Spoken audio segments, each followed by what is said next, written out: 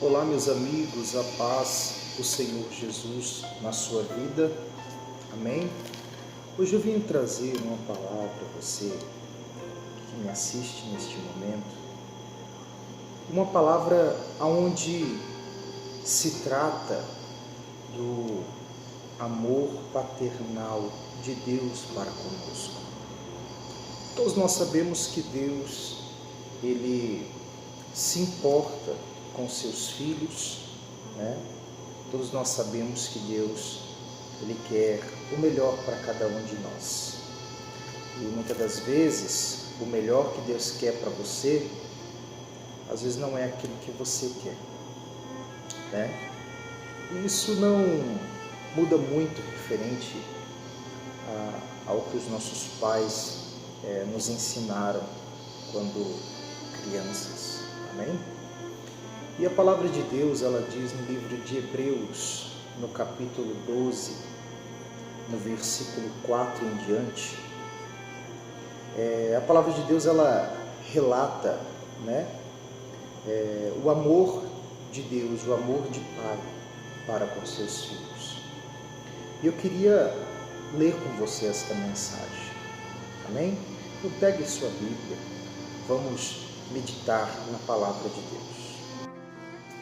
Então, meus amigos, a palavra de Deus, ela diz em Hebreus 12, versículo 4, assim: Ora, na vossa luta contra o pecado, ainda não tendes resistido até o sangue, e tais esquecidos da exortação que, como a filhos, discorre convosco. Filho meu, não menosprezes a correção que vem do Senhor, nem desmaieis quando por ele és reprovado, porque o Senhor corrige a quem ama e açoita a todo filho a quem recebe. Amém? Então você vê nessa palavra que existe por parte de Deus, por parte do nosso Pai, a exortação. Existe, né, a repreensão. E ele diz nessa palavra que quando Deus, ele corrige você, quando ele te exorta, quando ele, né, ele cobra de você retidão, que você ande corretamente, que você ande no caminho dele, ele está demonstrando de certa forma, meus amigos, que sejamos prudentes. Ele quer o nosso bem, ele quer o nosso melhor. Amém? Por mais que doa, por mais que às vezes não seja aquilo que você quer fazer, mas tem que ser feito.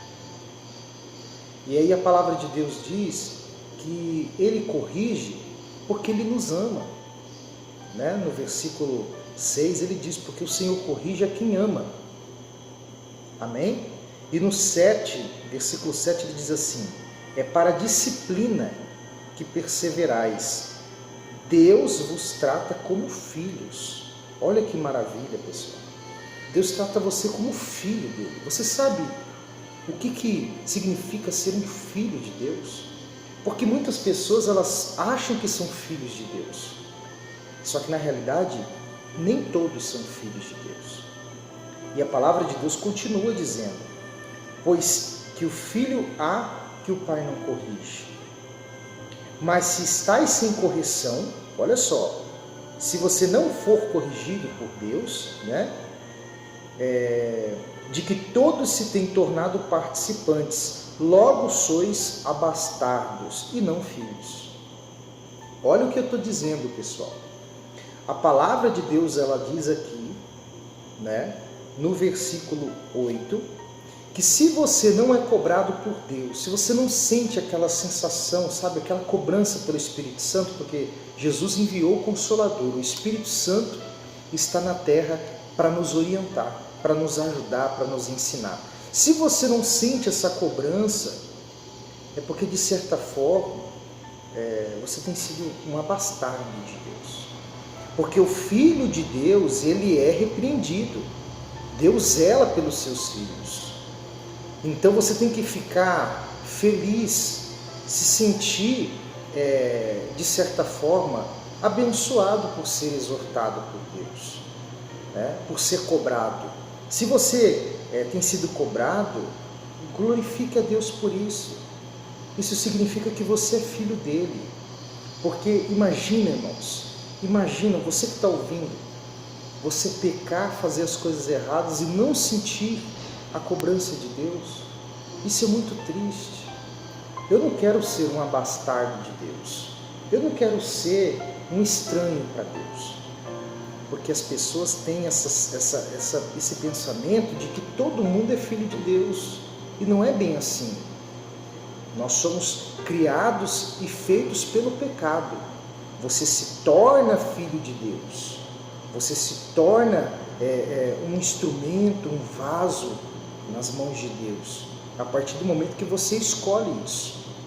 Porque não tem como eu escolher ser de Deus vivendo na prática do mundo, vivendo nesse mundo tenebroso, nesse mundo de erros e de falhas e de pecado.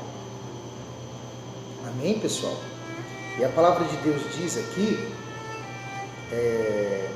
no versículo 9, além disso, tínhamos os nossos pais segundo a carne, né? E está falando que a gente tem os nossos pais, ou você que tinha seu pai e sua mãe e já não se encontra mais aqui entre nós, mas vocês tinham, nós temos, né? Você que ainda tem seus pais, e ele diz assim, que nos corrigiam e os respeitávamos, quer dizer, eles nos corrigiam ou eles te corrigem, né? E você aceita, né? Você aceitava. Não havemos de estar em muito maior submissão ao Pai espiritual e então viveremos? O que diz essa palavra? Que quando você era corrigido pela sua mãe, pelo seu pai, ou quando você é corrigido pela sua mãe, pelo seu pai, você os respeita, né? E ele está dizendo, quanto mais a Deus, perfeito, puro, né? que não tem erro nenhum, né? Que é perfeito, quanto mais a Deus, que sabe de fato, de verdade, o que é o certo, o que é o caminho correto para você, né? Pois ele nos corrigia por pouco tempo, né? Enquanto você ainda era criança, enquanto você ainda estava debaixo da guarda deles, né? Então eles te ensinaram o caminho certo, amém? Aí está aqui, segundo melhor lhes parecia, quer dizer, eles te instruíam da forma que eles achavam que era o certo. Deus, porém, nos disciplina para aproveitamento, a fim de sermos participantes da sua santidade. Olha que maravilha. Ou seja, Deus, ele vai disciplinar você para aquilo que será eterno.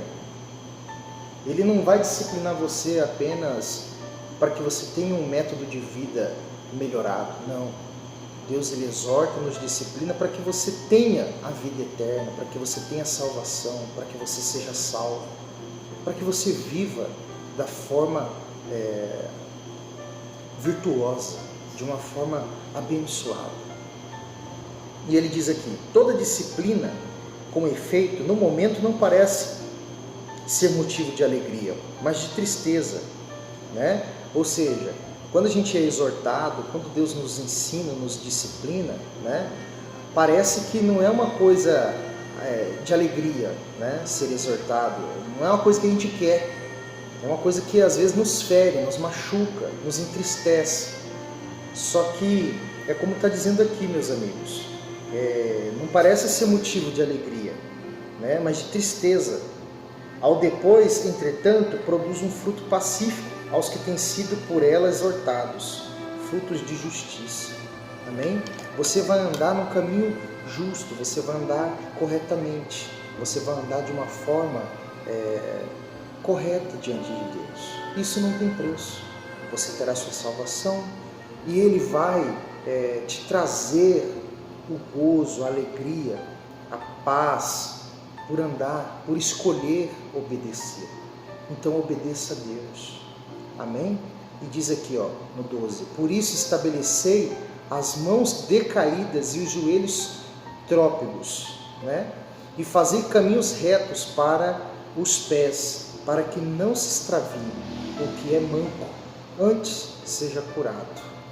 Glória a Deus, olha só, ou seja, ele está dizendo aqui que nós possamos, né, estar no caminho certo, no caminho correto, né, para que a gente não venha se extraviar. Aquele que é manco, ele quer dizer a pessoa que a pessoa que está no pecado, na prática das coisas erradas, que ela venha ser curada disso, que venha ser liberta disso. Amém? Então medite nessa palavra, que obedeçamos ao nosso Pai, que sejamos nós alegres ao ser exortados por Ele, ao ser disciplinados por Ele. Amém? Porque a disciplina de Deus é para o nosso bem. Se a disciplina dos nossos pais já é para o nosso bem, imagina a de Deus. Então, talvez você ficará triste em ter que renunciar isso, em ter que renunciar aquilo. Eu tenho que largar o pecado, eu tenho que largar a prática do que é errado, porque às vezes a gente pratica algo que é errado, que não vai trazer benefício nenhum para a nossa vida, né? É capricho nosso. Então, se aproxime de Deus, busque o perdão, busque a misericórdia de Deus para a sua vida. Busque, irmãos. Eu tenho certeza que haverá salvação na sua vida, em nome de Jesus. Fique com Deus, um grande abraço e até a próxima.